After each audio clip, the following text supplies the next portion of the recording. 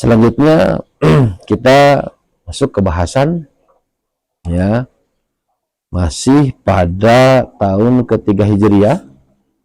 Ya, kemarin kita sudah membahas tentang Ghazwa Uhud, perang Uhud. Ya, perang Uhud sudah kita bahas. Sekarang ya pada halaman ke-24, ya, di nomor 12 ini ada hawadits atau peristiwa-peristiwa, kejadian pada tahun ketiga Hijriah. Qala al-mu'allif rahimahullahu ta'ala fi sanati tsalisati minal hijrah, pada tahun ketiga Hijriah, ya, zawwaja Rasulullah sallallahu alaihi wasallam bintahu, Rasul menikahkan, ya. Jadi kalau dalam bahasa Arab itu, kalau biziyadati tad'if, kalau ada 3 huruf, biziyadati tad'if fi ainil fi'li, maka li ta'diyah, ya. Hasuna baik, hasana ditambahan tahsin, ditambahan tad'if, di ain fi'il. Hasuna itu kan baik, hasana jadi membaikan. Nah, ini juga ya, zawwaja, Rasul menikahkan. Menikahkan siapa? Bintahu, anaknya, yaitu Ummi Kulsum. Li Utsman bin Affan, kepada Utsman bin Affan. Ya, ba'da an matat Ruqayyah, setelah Ruqayyah meninggal. Siapa Ruqayyah? Ruqayyah ini adalah putri Rasulullah juga.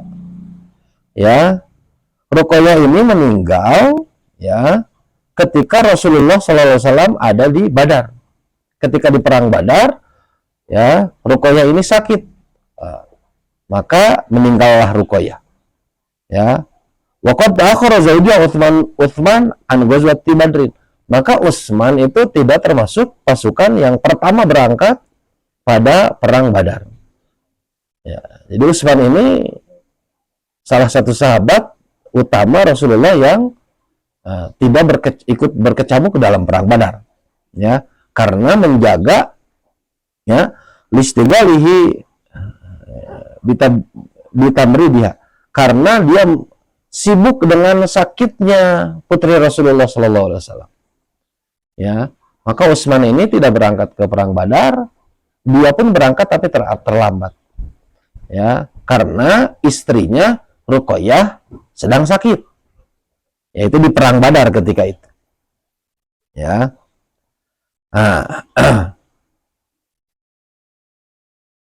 Ba'da an mata Ruqayyah indahu walihada sumya dzannurain.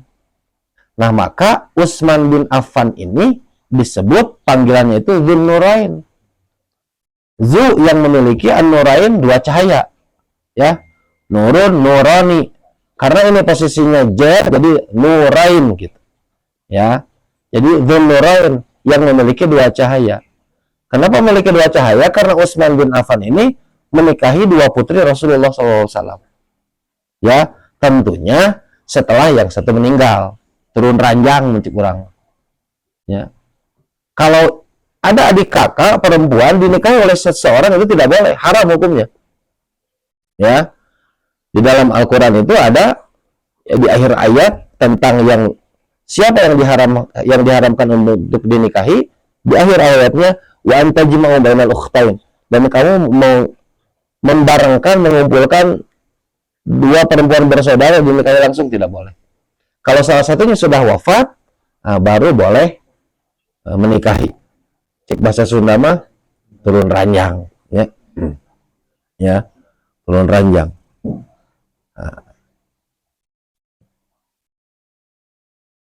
Wa fiha pada tahun ketiga juga, ya, tahun ketiga Hijriah, ya, tazawwaja alaihi salatu wassalam Hafsah.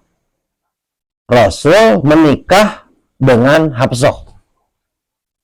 Nah, siapa Hafsah? Binta Umar ibn al-Khattab, putrinya Umar bin Khattab. Satu yang dinikahi Rasulullah pada tahun itu. Wa Zainab binta Khuzaimah al-Hilaliyah, dan Zainab putri Khuzaimah al-Hilaliyah. Nah, kenapa Rasulullah menikahi Hafsah.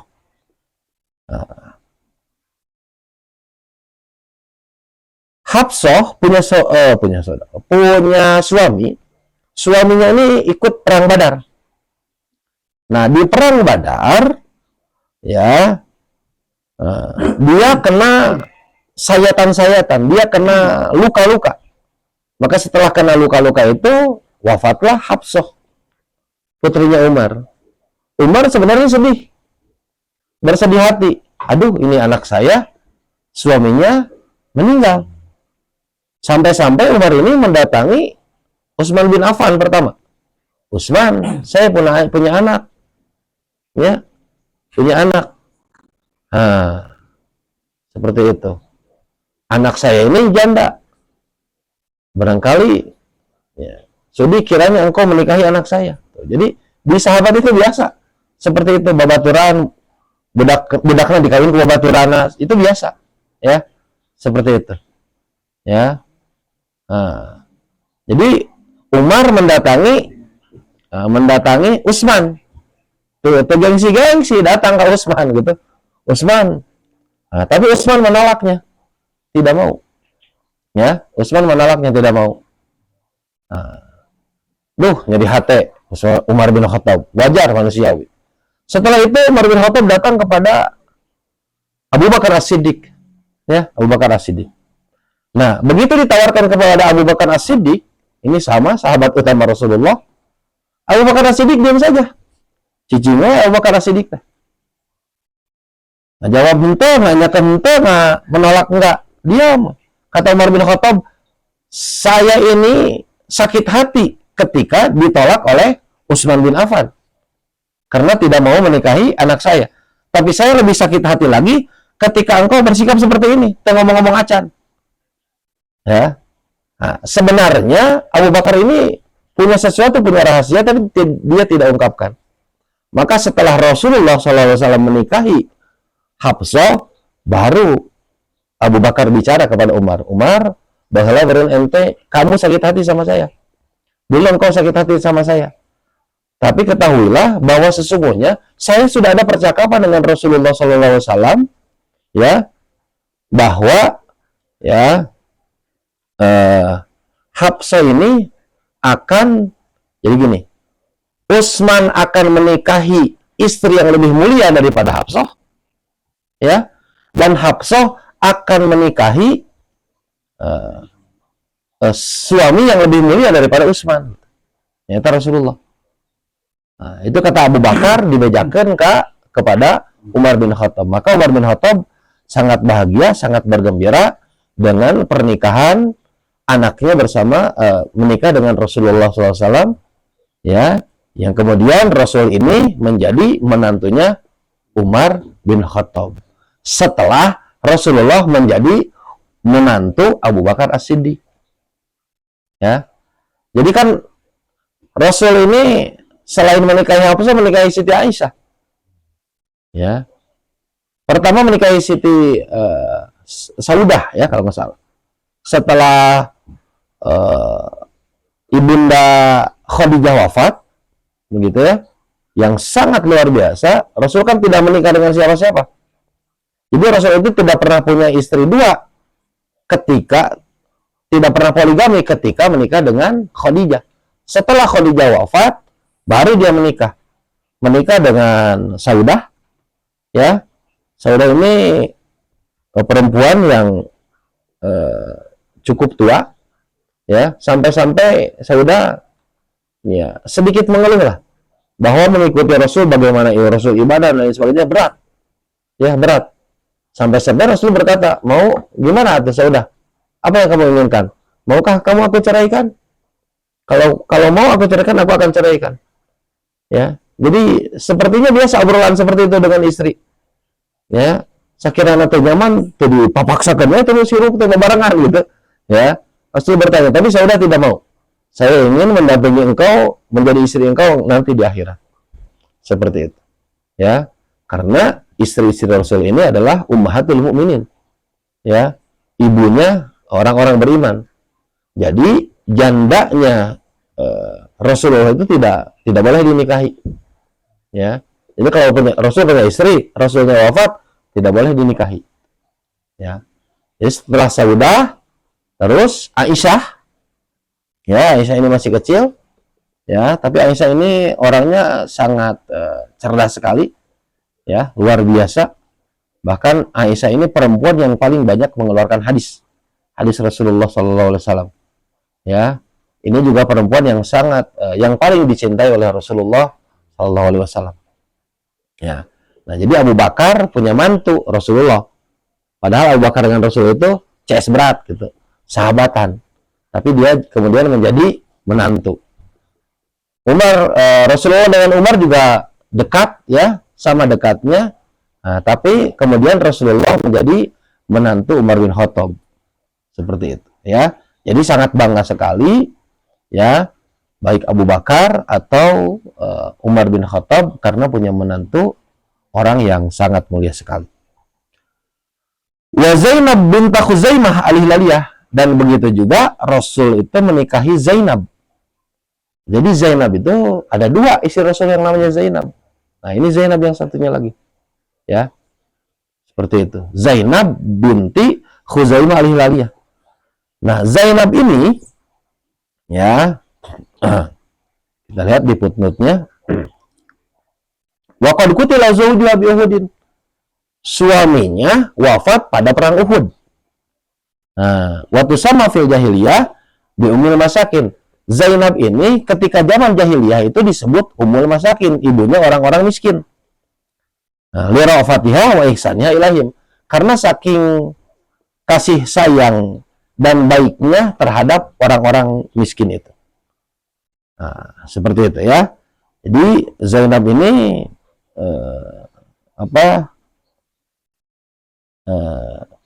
sangat sayang sekali. Bahkan ada punya hamba sahaya Zainab ini. Kata Zainab kepada Rasul, ini apakah saya merdekakan saja hamba sahaya ini? Nah, kata Rasul, ya jangan dulu. Ya, belum tentu nih. Saking kasih sayangnya dan perhatiannya Zainab kepada orang-orang miskin, belum tentu, ya, ketika dia dimerdekakan lebih bahagia daripada sekarang jadi budak kamu, gitu. Kata Rasul, ya, justru sebaiknya jangan dulu dimerdekakan, karena kalau dimerdekakan nanti kasihan, mau kerja di mana, mau hidup dengan siapa. Nah, selama ini kan mengabdi kepada tuannya, ya, yaitu Zainab. Maka ketika itu tidak dimerdekakan dulu. Wa fiha wulidal Hasan ibnu Ali. Nah, di tahun ketiga juga ini Hasan bin Ali dilahirkan. Ya. Jadi Ali, ya, punya istri. Istrinya itu anaknya Rasulullah. Ali ini sepupunya Rasulullah. Bahkan yang mengasuh Rasulullah itu adalah bapaknya Ali, ya, Abu Thalib. Nah, seperti itu. Nah, menikahi. Jadi seperti sepupu menikahi kepada keponakan, tapi bukan keponakan tegas, bukan, ya. Jadi kalau adik kakak, anaknya kakak ini dinikah oleh adiknya, nggak bisa, itu haram itu, ya. Ini mah sepupu, anaknya sepupu dinikah. Dengan sepupu saja boleh, apalagi dengan anak sepupu. Nah, sudah lebih jauh lagi, ya. Jadi Ali radhiyallahu anhu menikahi Siti Fatimah, punya anak dari situ. Di tahun ketiga Hijriah namanya Hasan anak Ali, ya. Wa fiha di tahun ketiga Hijriah juga hurimat al-khamr, ya, khamr diharamkan, ya, tahriman qat'iyyan, benar-benar haram, ya, li darariha fil aqli, karena bahaya, ya, untuk akal, wa jismi, dan badan, wal mali, dan harta. Wa kanat ghairu muharramatin fi awalil Islam. Di awal Islam itu khamr tidak haram. Cuma hurrimat tadrijan, ya. Kemudian diharamkan secara bertahap. Limahabbatil Arab laha, karena saking cintanya orang-orang Arab terhadap khamar itu. Wa su'ubati tarkiha, dan susahnya meninggalkan khamar itu. Di orang Arab susah meninggalkan khamar. Nah, bagaimana tadrijnya itu, apa tahapan khamar diharamkan? Ya, awwalu ma nazala fiha qauluhu ta'ala, ya, surat yang pertama, ya, tahapan diharamkan khamar itu, ya, adalah surat ayat yang berkata, firman Allah Subhanahu wa taala, yas'alunaka 'anil khamri wal maisir qul fihima itsmun kabir wa manafi'u lin-nas. Mereka bertanya kepadamu Muhammad 'anil khamri, tentang khamar, wal maisir, dan judi, qul fihima itsmun kabir, katakanlah bahwa pada keduanya, baik khamar atau judi, ada dosa yang besar.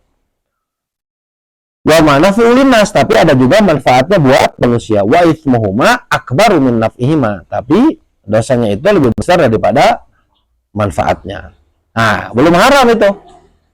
Belum haram. Walamma syaribaha ba'dul muslimin khalata fil qiraah. Nah, ketika sebagian orang-orang Islam masih meminumnya, mereka mencampurkan dalam bacaan Al-Quran ketika salat. Ya. Nah, maka hurrimatis salatu ala sakarat. Salat haram bagi orang-orang mabuk. Jadi temenang salat, temen mabuk. Ya, kalau lagi mabuk tidak boleh salat. Firman Allah Subhanahu wa taala, ya ayyuhalladzina amanu la taqrabus salata wa antum sukara hatta ta'lamu ma taqulun. Hai orang-orang yang beriman, janganlah kalian mendekati salat wa antum sukara, dan kamu dalam keadaan mabuk. Ya. Nah, kalau nggak salah ini kejadiannya membaca surat Al-Kafirun kalau nggak salah. Ya. Qul ya ayyuhal kafirun la a'budu ma ta'budun wa la antum a'buduna ma a'bud wa la ana a'budu ma abatum wa la antum a'buduna ma a'bud wa la ana a'budu ma abatum wa la antum a'buduna ma. Ayo bilang balik abang lagi mabok ya. Nah, bongkar mabok. Nah, ya. Seperti itu.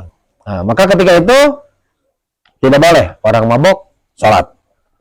Nah, setelah itu, walamma hadasa min syurbi yang tidak ubadil muslimin ala ikhwanihim. Nah, ketika terjadi gara-gara meminum khamr itu permusuhan di antara orang-orang Islam, ya, hurrimat qat'iyan, maka diharamkan secara pasti. Jadi betul-betul haram. Turunlah firman Allah Subhanahu wa taala, ya ayyuhalladzina amanu innamal khamru wal maisir wal ansab wal azlam rijsun min amali syaitan fajtanibuhu. Ya.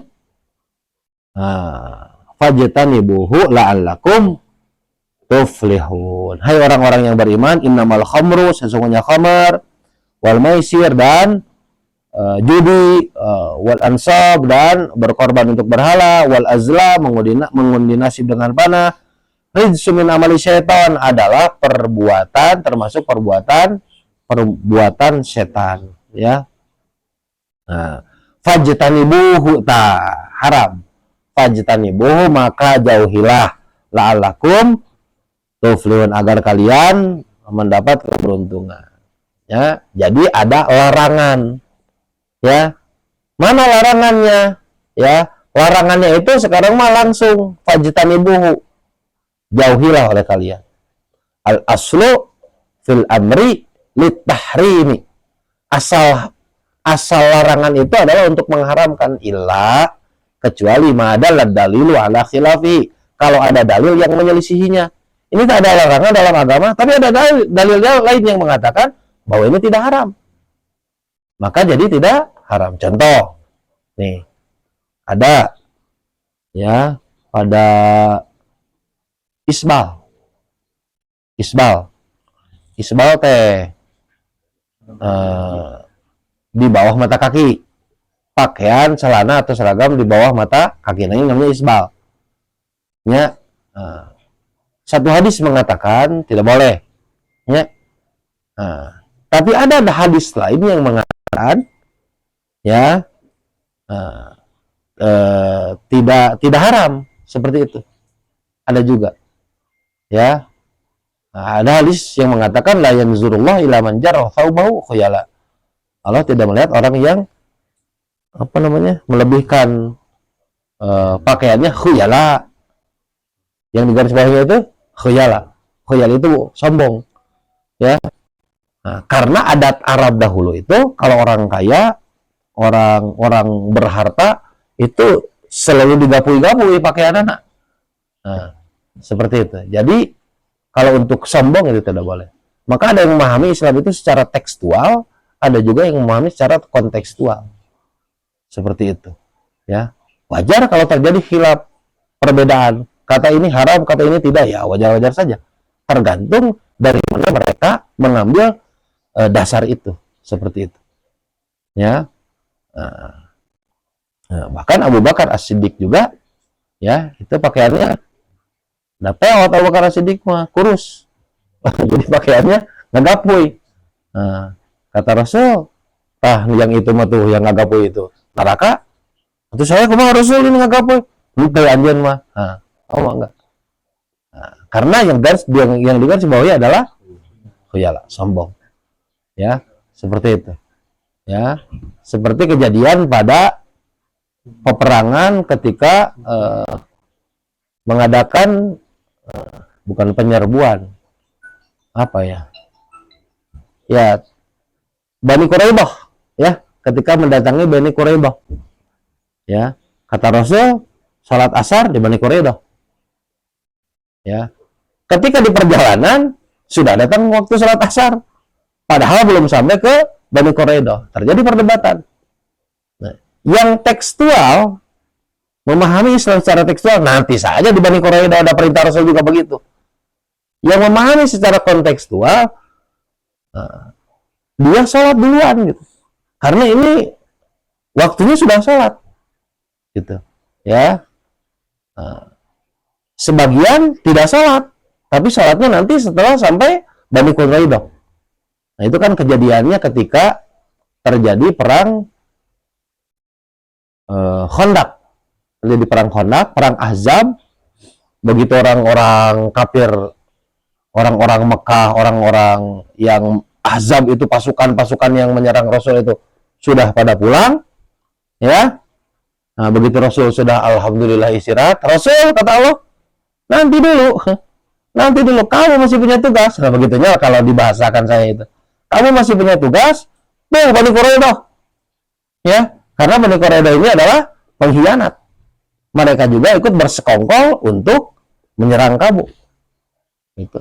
Sok, bereskan Bani Quraidah. Nah, jadi diutus para sahabat. Nah, ketika tadi, ya, kalau sudah sampai di Bani Quraidah, salat asar di sana.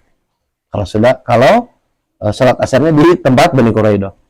Tapi tidak di jalan sebelum sampai sudah datang waktu salat asar.